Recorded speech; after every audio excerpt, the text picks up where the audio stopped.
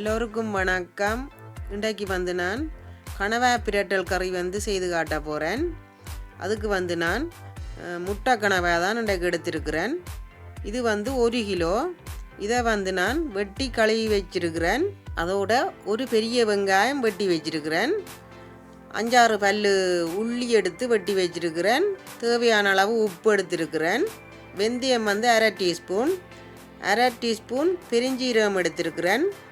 அதோட 5-6 பச்சை மிளகாய் எடுத்திருக்கிறேன். அதோட 3 மேசக்கரண்டி கரை மிளகாய் தூள் எடுத்திருக்கிறேன். இது வீட்டிலே நானே அரைச்ச தூள். இப்போ அதோட 1/2 டீஸ்பூன் கடுகு எடுத்திருக்கிறேன். தாளிக்கிறதுக்கு சூரியகாந்தி எண்ணெய் எடுத்திருக்கிறேன். அதோட தேங்காய் பாலும் நான் பெட்டி பால்லாம் எடுத்திருக்கிறேன். இனி வாங்கோ எப்படி இது செய்கிறதுன்னு பார்ப்போம். அடுப்பில் ஒரு சட்டி வச்சிருக்கிறேன். சட்டி ஹீட்டான பிறகு கொஞ்சமாக எண்ணெய் சேர்க்கிறேன். எண்ணெய் ஹீட்டான பிறகு கடுகை சேர்க்கிறேன். கடுகை சேர்த்துட்டு 1/2 டீஸ்பூன் பெருஞ்சீரகம் சேர்க்கிறேன். அதோட வெங்காயத்தையும் சேர்க்கிறேன். 5-6 பச்சை மிளகாய் வெட்டி வச்சிருக்கிறேன், அதையும் சேர்க்கிறேன். அதோட உள்ளியையும் சேர்ப்பேன். சேர்த்துட்டு 1/2 டீஸ்பூன் வெந்தயத்தையும் சேர்ப்பேன். சேர்த்துட்டு இருக்கா வடிவாக இதை வதக்கி விடுவேன். இப்போ கொஞ்சமாக இதுக்குள்ளே நான் கருவேப்பிலையும் சேர்க்கிறேன். இப்போ இது வதங்கட்டும். இப்போ எல்லாம் இந்த மாதிரி வதங்கி வந்த பிறகு வெட்டி வச்சிருக்கிற கணவாயை சேர்க்கிறேன். சேர்த்துட்டு ஒருக்கா பிரட்டி விடுவேன். இனி தேவையான அளவு கல்லுப்பையும் சேர்க்கிறேன். சேர்த்துட்டு ஒருக்கா கலந்து விடுவோம். கலந்து விட்டுட்டு மூடியை போட்டு மூடி ஒரு 5 நிமிஷம் அவிய விடுவோம்.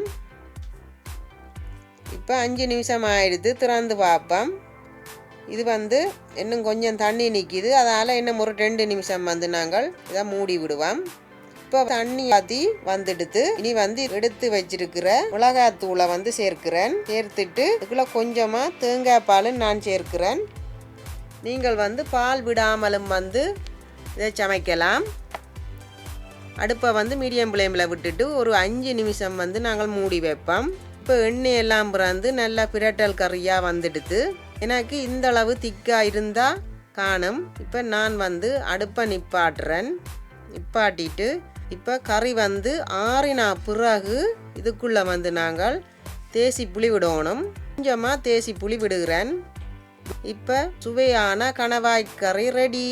இப்போ இந்த கணவாய் கறிக்கு நீங்கள் புளி விடாமலும் சமைக்கலாம். அதுவும் நல்ல டேஸ்டாக தான் இருக்கும். இப்போ கணவாய் கறி சமைச்சு முடிஞ்சுது.